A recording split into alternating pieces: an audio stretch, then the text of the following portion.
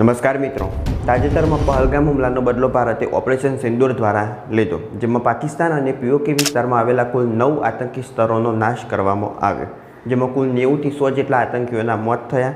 Operation સિંદૂર વિશે જો વિગતે માહિતી મેળવવા માંગતા હો તો નીચે ડિસ્ક્રિપ્શનમાં લિંક આપેલી છે, તો એ વિડીયો જોઈ લેવો। ઓપરેશન સિંદૂર વિરુદ્ધ પાકિસ્તાન દ્વારા ભારતના ગુજરાત, રાજસ્થાન અને પંજાબના કેટલાક વિસ્તારોમાં ડ્રોન અને મિસાઇલ હુમલો કરવામાં આવ્યો।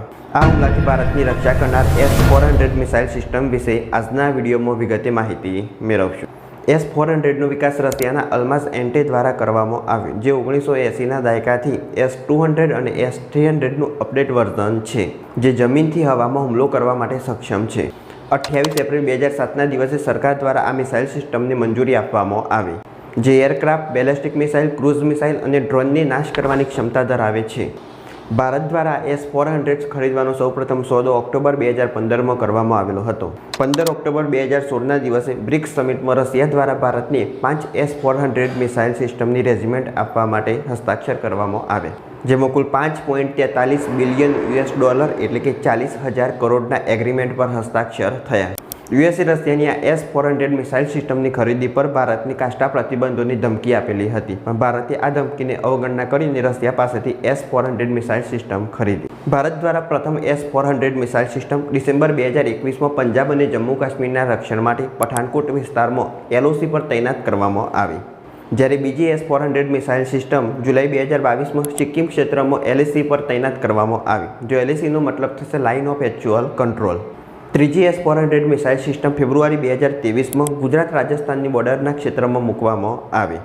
હવે આગળના સમયમાં એટલે 2025માં અને 2026માં વધુ 2 S-400 સિસ્ટમ ભારતમાં પહોંચાડવામાં આવશે, એટલે કે ભારત દ્વારા જમ્મુ કાશ્મીર, પંજાબ, આ બાજુ સિક્કિમ અને ગુજરાત, રાજસ્થાનની બોર્ડર પર S-400 સિસ્ટમ તૈનાત કરવામાં આવેલી છે। ભારતીય સેનામાં S-400 મિસાઇલ સિસ્ટમની વાત કરીએ તો જેને સુદર્શન ચક્રના નામથી ઓળખવામાં આવે છે। આ S-400 મિસાઇલ સિસ્ટમ કેવી રીતના કાર્ય કરે છે એના પર માહિતી મેળવીએ તો સૌપ્રથમ લાંબા અંતરના સર્વેલન્સ રડાર દ્વારા દુશ્મની મિસાઇલોને શોધવામાં આવે છે, જેની રેન્જ કુલ 600 કિલોમીટર સુધીની હોય છે, એટલે 600 કિલોમીટરની અંદર દુશ્મનની કોઈ પણ મિસાઇલ પ્રવેશ કરશે તો એને શોધી અને એની માહિતી કમાન્ડ વ્હીકલ સુધી મોકલશે। કમાન્ડ વ્હીકલ ડેટા પ્રાપ્ત કરે છે અને તેનું વિશ્લેષણ કરે છે। તેના પછી એન્ગેજમેન્ટ રડાર દ્વારા ટાર્ગેટને ટ્રેક કરવામાં આવે છે અને લોન્ચ વ્હીકલને ગાઈડ કરવામાં આવે છે। લોન્ચ વ્હીકલ દ્વારા તમામ ટાર્ગેટ પર 2 મિસાઇલો લોન્ચ કરવામાં આવે છે અને આ સંપૂર્ણ સિસ્ટમની ગોઠવણી માત્ર 5 મિનિટમાં કરી શકાય। આ મિસાઇલની સ્પીડ 4.8 કિમી પ્રતિ સેકન્ડની છે, એટલે કે 5 કિલોમીટર પ્રતિ સેકન્ડની છે। અત્યાર સુધી કોઈ પણ ફાસ્ટ ફાઇટર જેટ હોય તો એની સ્પીડ વધુમાં વધુ 3 કિલોમીટર પ્રતિ સેકન્ડ સુધીની હોય છે, એના કરતાં પણ આની સ્પીડ વધુ એટલે કે 5 કિલોમીટર પ્રતિ સેકન્ડ છે। એટલે S-400 મિસાઇલ સિસ્ટમની મિસાઇલથી બચવું એ કોઈ પણ એરક્રાફ્ટ માટે અથવા ક્રૂઝ મિસાઇલ્સ માટે શક્ય નથી। S-400 મિસાઇલ સિસ્ટમ 600 કિમી રેન્જની અંદર આવતી કોઈપણ મિસાઇલને ટ્રેક કરશે અને એના પછી એ મિસાઇલ જ્યારે 400 કિલોમીટરની અંદર આવશે એના પછી એના પર એટેક કરશે, જે એક સાથે કુલ 300 લક્ષ્યોને ટ્રેક કરી શકે છે અને એક જ સમયમાં કુલ 36 લક્ષ્યો પર પ્રહાર કરી શકે છે। જુલાઈ 2024માં ભારતીય વાયુસેના દ્વારા સંરક્ષણ અભ્યાસ દરમિયાન એક ફાઇટર જેટને S-400 મિસાઇલ સિસ્ટમ દ્વારા નાશ કરવામાં આવ્યો, જેમાં કુલ 80% જેટલું ફાઇટર પ્લેન નાશ પામેલું હતું। આ સિસ્ટમ કુલ 4 પ્રકારની મિસાઇલોથી સજ્જ હોય છે, જેની રેન્જ 400 કિલોમીટર, 250 કિલોમીટર, 120 કિલોમીટર અને 40 કિલોમીટર સુધીની હોય છે, જેને કોઈપણ જગ્યાએ એટલે કે રણ, પર્વતો અને શહેરોમાં તૈનાત કરી શકાય છે। 8 મે 2025ના દિવસે 15 ભારતીય શહેરોને નિશાન બનાવતી મિસાઇલો અને ડ્રોન હુમલાને S-400 મિસાઇલ સિસ્ટમ દ્વારા બેઅસર કરવામાં આવ્યા। જે દેશ MTCRનો સદસ્ય હોય તે દેશ જ 300 કિમીથી વધુ રેન્જવાળી મિસાઇલોને ખરીદી શકે અને વેચી શકે છે। ભારત એ MTCRનો સદસ્ય છે, તેથી રશિયા પાસેથી S-400 સિસ્ટમ કે જેની કુલ રેન્જ 600 કિલોમીટરની છે, પણ MTCRનો સભ્ય હોવાથી તે રશિયા પાસેથી આ મિસાઇલ ખરીદી શકે છે। આગળ વાત કરીએ S-400 મિસાઇલ સિસ્ટમ વિશે તો એક ટ્રક પર 4 મિસાઇલો હોય છે, જેને એક લોન્ચર તરીકે ઓળખવામાં આવે છે, એટલે કે એક લોન્ચરમાં કુલ 4 મિસાઇલનો સમાવેશ થાય છે। જ્યારે આ પ્રકારે 4 લોન્ચર એક સાથે રાખવામાં આવશે તો એને એક બેટરી તરીકે ઓળખવામાં આવે છે।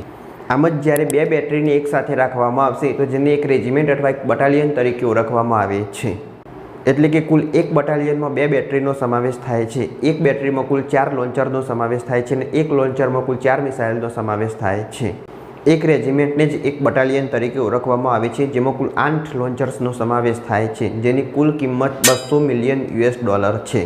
ભારતે રશિયા પાસેથી આવી કુલ 5 રેજિમેન્ટની ખરીદી કરેલી છે, જેમાંથી 3 રેજિમેન્ટ ભારત સુધી પહોંચાડવામાં આવેલા છે. હજુ આગળના સમયમાં 2025 અને 2026ની એન્ડ સુધીમાં બીજા 2 રેજિમેન્ટ ભારત સુધી પહોંચાડવામાં આવશે. આની સાથે જ ભારત દ્વારા બીજી એક્સ્ટ્રા મિસાઇલની પણ ખરીદી કરવામાં આવેલી છે. એટલે દુશ્મનની ડ્રોન કે ક્રૂઝ મિસાઇલ જ્યારે ભારતના ક્ષેત્રની અંદર આવશે ત્યારે એના પર મિસાઇલ હુમલો કરવામાં આવશે. પણ આ જે મિસાઇલ પૂરી થશે એના પછી આ જે ટ્રક હોય એના પર બીજી મિસાઇલો લોડ કરી શકાય. એટલે ભારત દ્વારા એક્સ્ટ્રા 6000 મિસાઇલો પણ ખરીદવામાં આવેલી છે. રશિયાએ ભારત સહિત ચીન અને તુર્કીને પણ S-400 મિસાઇલ સિસ્ટમ વેચેલી છે. આજના વિડીયોમાં આપણે માહિતી મેળવી 8 મે 2025ના દિવસે પાકિસ્તાન દ્વારા ભારતના 15 શહેરો પર મિસાઇલ અને ડ્રોન હુમલો કરવામાં આવ્યો, જેનાથી S-400 મિસાઇલ સિસ્ટમે તમામ ડ્રોન અને મિસાઇલને નાશ કરી અને ભારતની રક્ષા કરી. જો આ વિડીયો ગમ્યો હોય તો લાઇક કરો, શેર કરો, ચેનલ સબસ્ક્રાઈબ કરો.